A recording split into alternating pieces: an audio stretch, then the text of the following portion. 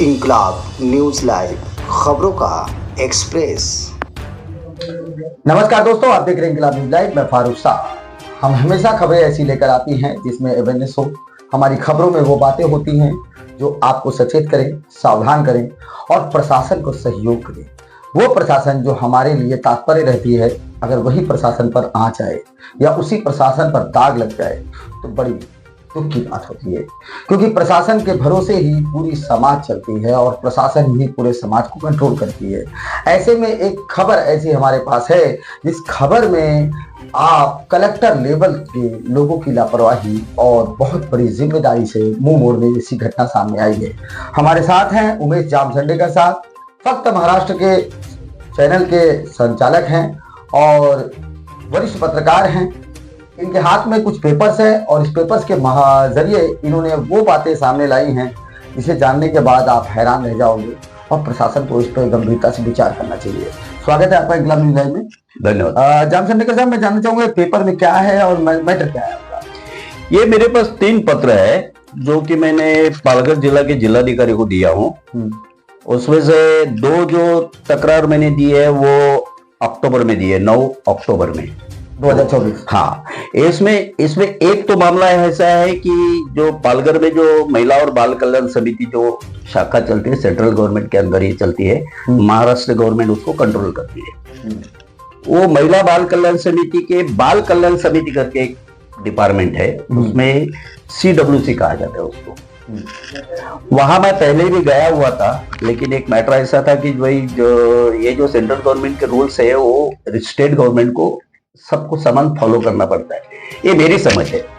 और वो समझ में मुझे मालूम पड़ा कि भाई बिहार में ऐसी कोई बात है कि एक सोमवार और गुरुवार को ही खाली 2 दिन बाल कल्याण समिति खुलती है, बाकी खुलती नहीं है। तो मेरा ऐसा विचार था कि अगर बिहार से कोई अगर मामला हो जाता है और यहाँ से ट्रांसफर का मामला हो जाता है तो उन अधिकारियों को तकलीफ ना हो, ये हिसाब से मैंने इनके CWC पालघर यहाँ के ऑफिस में मैं गया था, उनसे मैंने बात की, लेकिन उन्होंने मुझे जवाब नहीं दिया और मैंने भी उसका ये नहीं किया, गुस्सा नहीं किया कि मैं बोला चलो पूछना मेरा काम है, जवाब देना आपका काम है। तो वह फॉलो भी करने जा रहा था, लेकिन कैसा है कि उस 5 जन की कमेटी, उसमें 4 महिला 1 पुरुष था। तो 5 में से एक जो महिला है वो हमारे घर में आती जाती थी, पहले से थी। तो अभी उसके ऊपर थोड़ा टॉर्चर थोड़ा चालू था मेंटली उसके ऊपर कि भाई पत्रकारों से दोस्ती क्यों करती है, पत्रकार को यहाँ क्यों लाया। अभी उसमें उसका कोई दोष नहीं था, मतलब आपका जाना, हाँ मेरा उसका हाँ, और उससे मेरे से जुड़ना ये उसके लिए खतरे की घंटी बनी थी। तो वहां की जो चीफ थी उन्होंने बार बार उसको ऐसी बात कही है, वो भी मैंने पत्र में लिखा है और उसमें कई सवाल पूछे उनको। और ये जो है पत्रकार ऐसे ही नहीं, एक आम आदमी भी, जहां कोई भी चीज सरकार के हिसाब से चलती है, जहां सीधा जो बोलते हैं ना वहाँ पब्लिक डिपार्टमेंट रहता है, वो पब्लिक ही डिपार्टमेंट रहता है, वहां किसी को रोका नहीं जाता। एक आम आदमी भी जाए तो उसका स्वागत करना पड़ेगा, उसको पूछना पड़ेगा वाले क्या बात है, क्या चाहिए। अगर आपको देने जैसी बात हो तो दो, आपने नहीं दिया तो भी कोई गुस्सा नहीं करता है। वो अपने कानून से जिस तरह से उसको मालूम मत कर रही है वो हिसाब से वो करेगा।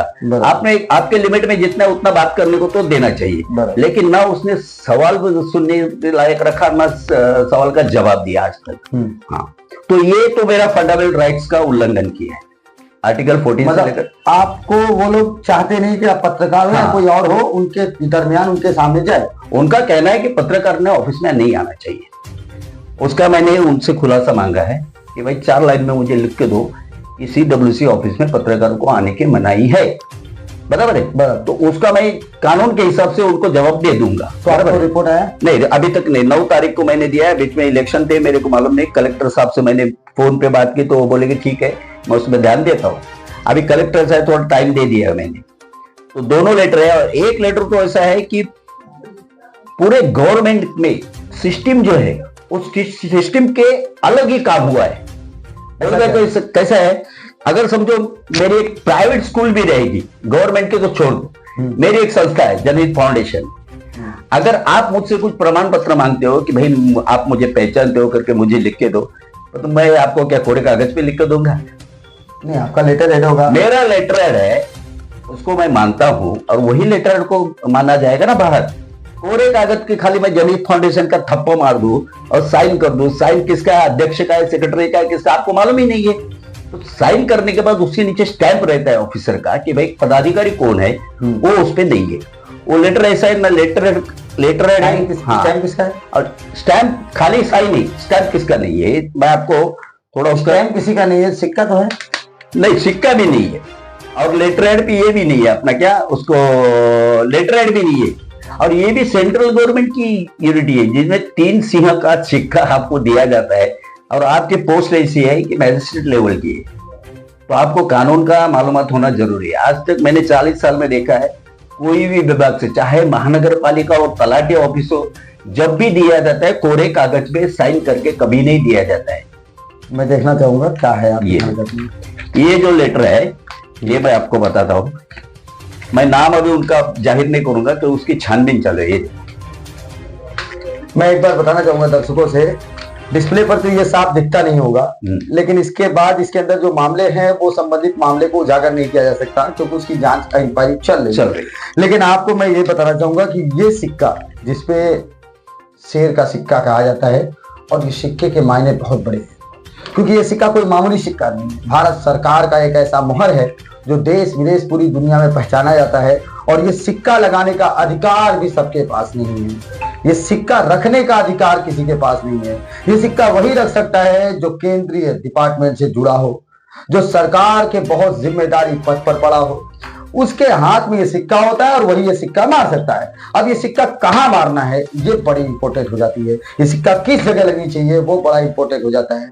अगर ये प्लास्टिक के रबर पर लग जाए तो सरकार का कहलाता है, अगर ये नोट पे कागज पे छप जाए तो नोट कहलाता है, अगर ये सरकार के किसी ऑफिसर के सीने पे लग जाए तो समझो वो प्रशासनिक अमले का जिम्मेदार व्यक्ति हो जाता है। लेकिन यहाँ एक कोरे कागज पे, जहाँ कोई कुछ भी नहीं है, आप देख सकते हैं, ये सिर्फ कोरा कागज, सेम कोरा कागज पे सिक्का मार करके किसी को जिम्मेदार बना दिया गया है। अब ये जिम्मेदारी देने वाला कौन है और इस जिम्मेदारी के पदभार को संभालने वाला कौन है, ये सिक्का किस आधार पे दिया गया है, वो आदमी करेगा क्या। और ऐसे अगर सिक्के वितरण होने लगे, डोनेशन होने लगे, लोग देने लगे किसी को, कितने जनों को दिया रहेगा, जाने कितनी बड़ी आफत देश के ऊपर आ सकती है, क्योंकि ये सिक्का कोई मामूली सिक्का नहीं है। मैं जानना चाहूंगा इस सिक्के को आपने लेटर दिया है, ये इस ऐसे जगह पे दिया है ये लेटर जहां एक विद्यापीठ है जो नामचीन विद्यापीठ है, जहां से लॉ के स्टूडेंट निकलते हैं, जहां से अच्छे अच्छे सोशल वर्कर निकलते हैं, जहां से इंजीनियर निकलते हैं, ऐसे एक नामवंत ऐसे ये अपने विद्यापीठ को ये लेटर दिया गया है।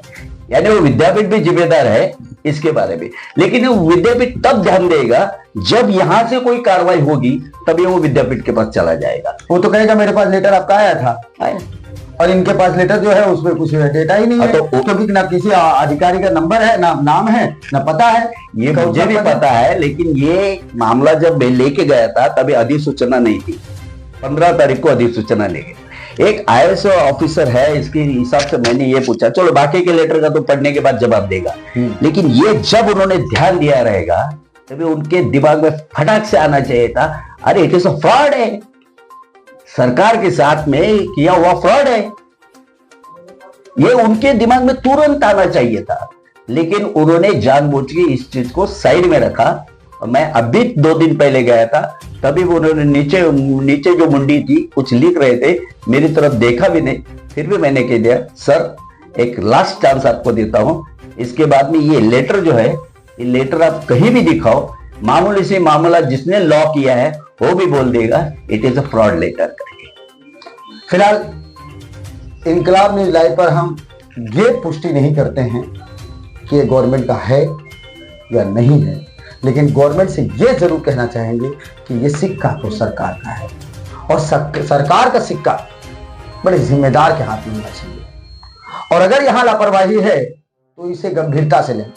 क्या पता ऐसे न जाने कितने सिक्के कहां कहां लगे हों और कौन कौन से डिपार्टमेंट के यूज में आ रहा हो, न जाने कितने, जिस हिसाब से इन्होंने बताया जाम चंडेकर जी ने, के लॉ के और बड़े बड़े डिग्री पाने वाले, बड़े बड़े जिम्मेदारी पद को संभालने वालों के हवाले ये सिक्का गया है, तो ऐसे न जाने कितने लोग गवर्नमेंट के साथ धोखाधड़ी का मामला करेंगे और सरकार का नाम बदनाम करेंगे।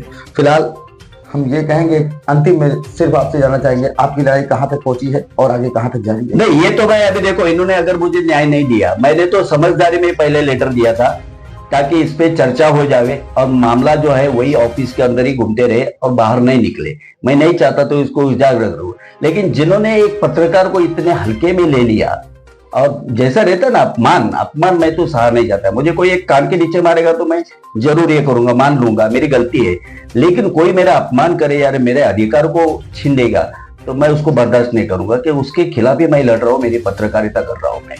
तो मैं खुद पे अन्याय हुआ कभी नहीं सहन करूंगा।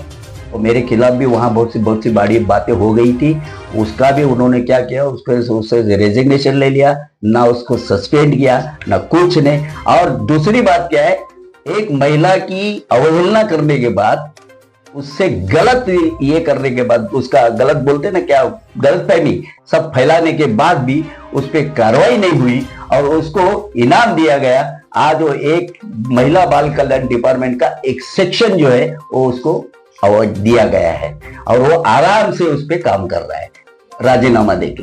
तो ये नहीं चलेगा ना। फिलहाल आज की खबर में हम इतना ही बताना चाहेंगे कि संबंधित मामले पर हम सिर्फ एक रोशनी डाल रहे हैं। कार्रवाई तो प्रशासन को करना चाहिए, इस जिम्मेदारी तो प्रशासन को निभाना चाहिए। हाथ में पावर, हाथ में ताकत, हाथ में सिक्का उनके होता है और उस सिक्के पर उनकी पैनी नजर होनी चाहिए। वो सिक्का कहाँ यूज हो रहा है, कौन यूज कर रहा है।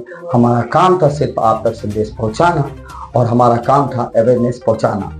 हम जनता से भी यही बात कहेंगे कि अगर आपको पूरे कागज पे कोई सिक्का मार करके सरकार का देता है तो अपराधी तो वो है ही है जिसने आपको सिक्का मार के दिया है, लेकिन आप अपराध में शामिल हो जाएंगे क्योंकि आपके साथ साजिश हो रहा है। प्रशासन कोई सिक्का कहीं पे इतनी आसानी से मार के नहीं देता है। फिलहाल अगली खबर में हम इससे जुड़े संबंधित और भी विषय लेकर आएंगे। बहुत बहुत धन्यवाद आपका। जय हिंद, जय महाराष्ट्र। धन्यवाद।